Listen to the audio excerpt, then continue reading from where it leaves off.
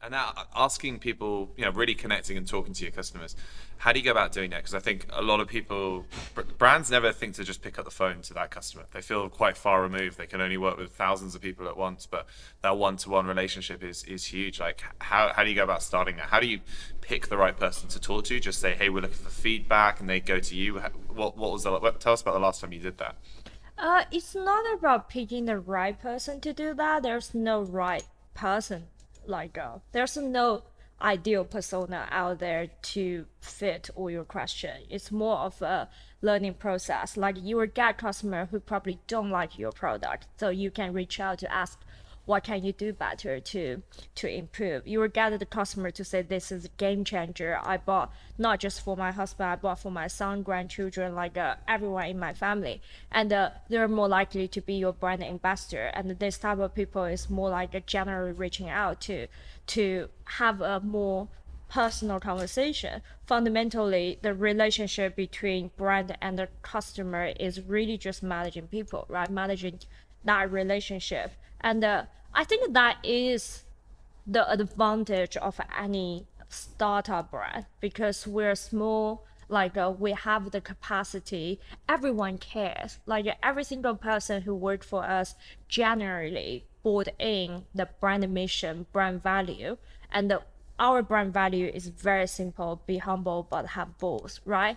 Not intend to play on the pump, but more about everyone is so humbly doing the work, but we have the balls to do something genuinely great. And this is exactly how we, not just our company culture, but also the relationship we're trying to build with the customer. And has that changed? As you get bigger, you're further removed. There's a lot more of them. Do you think you still always go back to the same ones, or do you spend more time doing it, spend less time doing it? I'd be fascinated to know.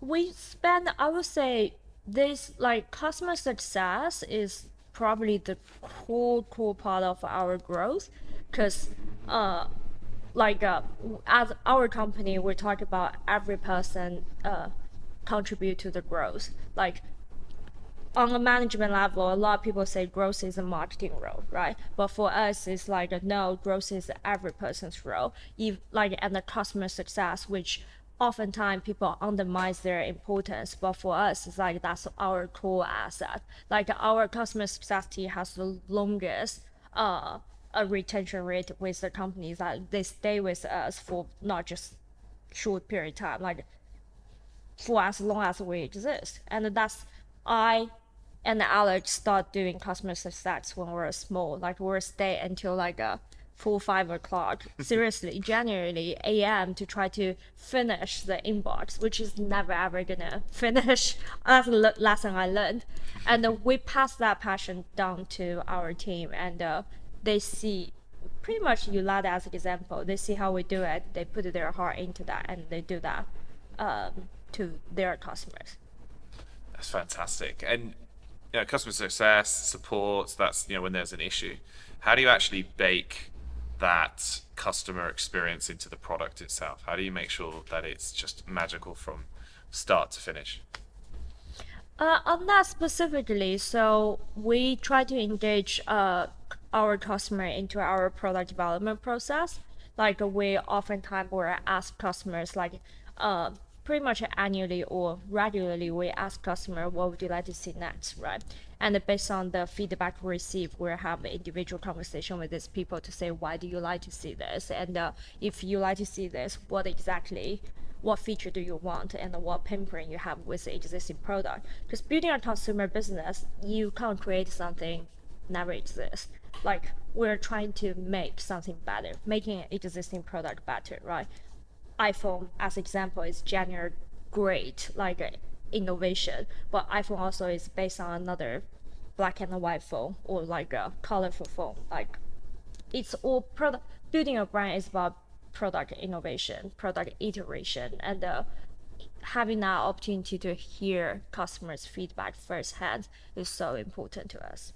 And do you bake any kind of surprise and delight into that experience, like the boxing or the delivery, anything like that? Yeah. Totally. So I'd say one of the things that people love about us is the messaging that they get when they get a pair of JustWears or a box of JustWears. And often so many times buy it for themselves and then also will then start buying it and giving us gifts for other people. And so to adapt to that and to kind of allow people an option to tailor that, we've created a number of different fun and interesting gifting, gift packaging that you can provide with your JustWears. And one of the nice things about it, and when you have this sort of community, is you can actually crowdsource ideas for that. So every year we'll run an annual Christmas pun competition, and people will submit their favorite funny puns or interesting puns. And for us, we reward the winner with a full year's supply of JustWears. And then in turn, we'll end up turning that into our next year's packaging. So thousands or tens of thousands will end up receiving the messaging with a cute cartoon and a fun, message that someone else has created out there in the ecosystem. And what's some of the best you've had? I've got to know. So the winner from last year's was Show Santa How to Carry a Sack with Style. Nice. And then other top ones have been Take Care of Your North Pole this holiday season and Deck Your Balls with JustWears. Brilliant. Okay.